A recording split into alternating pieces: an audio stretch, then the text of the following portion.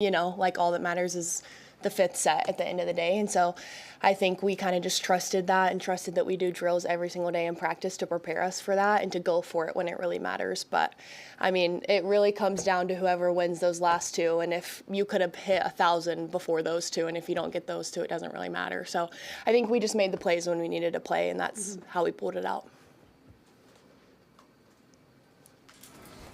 Mary, you were on Tuesday. You were fired up about your game plan, which was interesting. How did you do at your game plan against Purdue? Well, we didn't stop the outsides very well, but you know what? That's okay. It happens sometimes. But I think one thing that I'm really proud of this team is like normally if our defense isn't going how it always is, and that's something that we rely on, like we kind of used to shut down. Like that's what happened to SMU. Like they were rolling offensively and we were kind of like, what do we do? But we didn't do that tonight, and that's what we've been working on for in those moments where maybe a girl's going off, like maybe our defensive plan isn't working that night for whatever reason. Like how are we going to adjust and still pull out a win? And I'm really proud of this team because that's literally what we've been working on since SMU, because that is what happened at SMU. So, I mean, no, it didn't, but we pulled it out, and that's all that matters at the end of the day. Andy, how did it feel to be back up? I think you had 10 kills, your first 11 swings. Didn't look like there was any rust out there. It was really fun. I mean, it honestly felt like I never left just because when I was out, the team was so supportive. And even when I was in street clothes on the bench, like I just felt so included because the team just does an amazing job making you feel surrounded with all of their love. And so obviously it was really fun to be back out there in gear, but it felt like I never left. When did you know you Today. What does Chacoin and Hudson do well to make them so difficult to stop?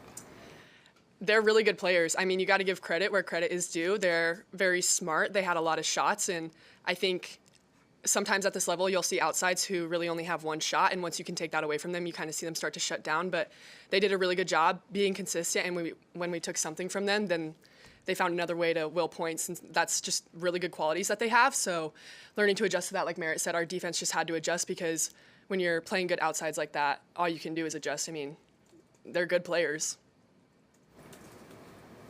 What was the end of that match like for you? You had to sub out, but then Merritt checked back in and had a couple of big kills there to finish it off. Queen. It was so fun. Yeah, I don't know. The energy in the Bob was insane, and I'm not going to lie, I knew we had it in the bag.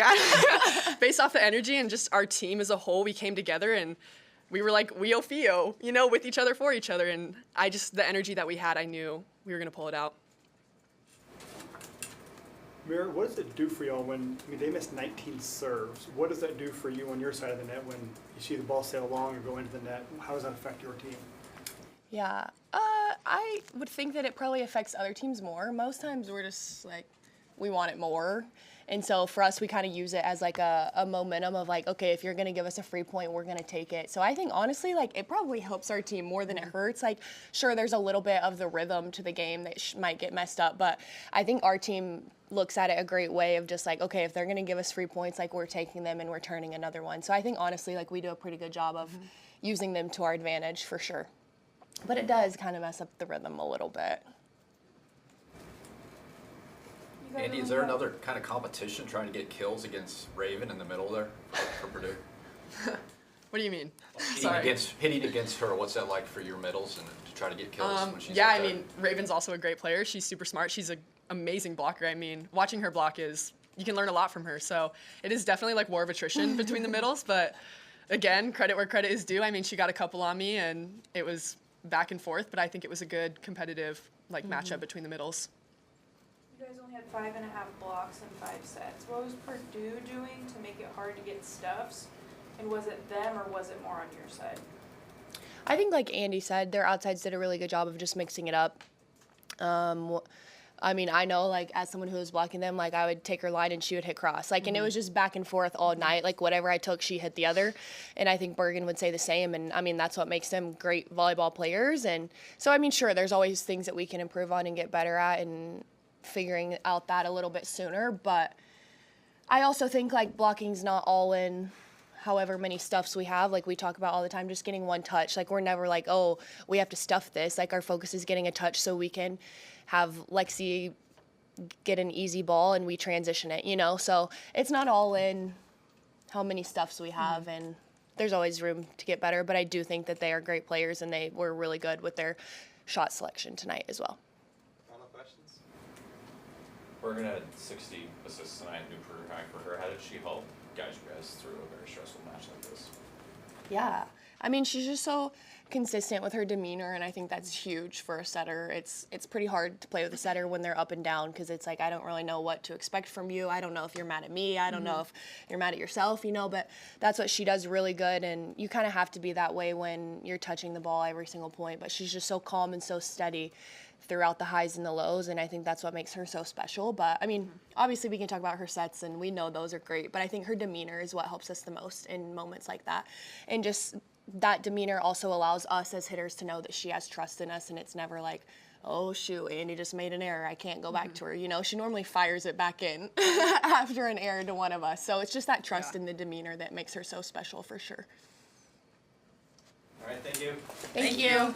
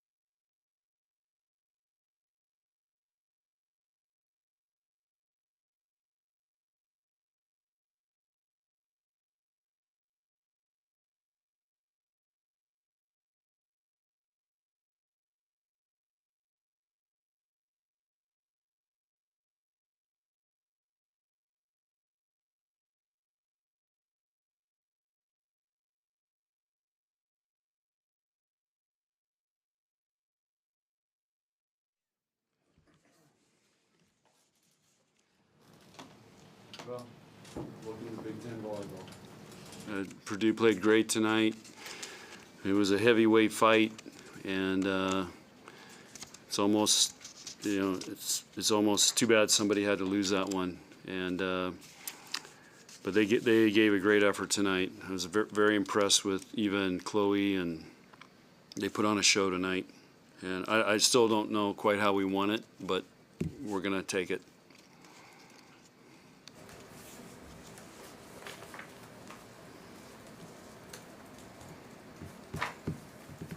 What did Merritt Beeson do for this team? Fourth and fifth sets?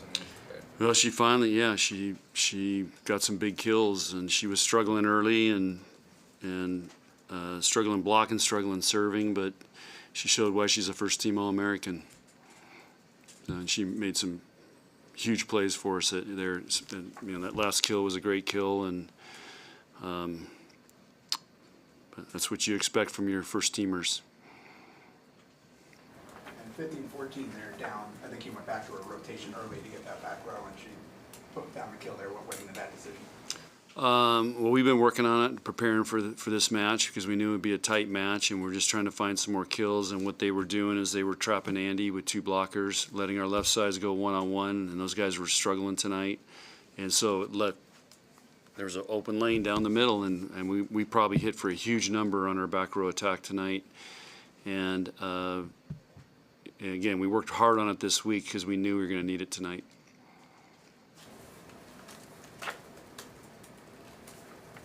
Coin, is it her speed or is it her shots or what got to? This has got to be the best match she's played all year. I mean, she's only hitting down in the Big Ten. So she played great tonight.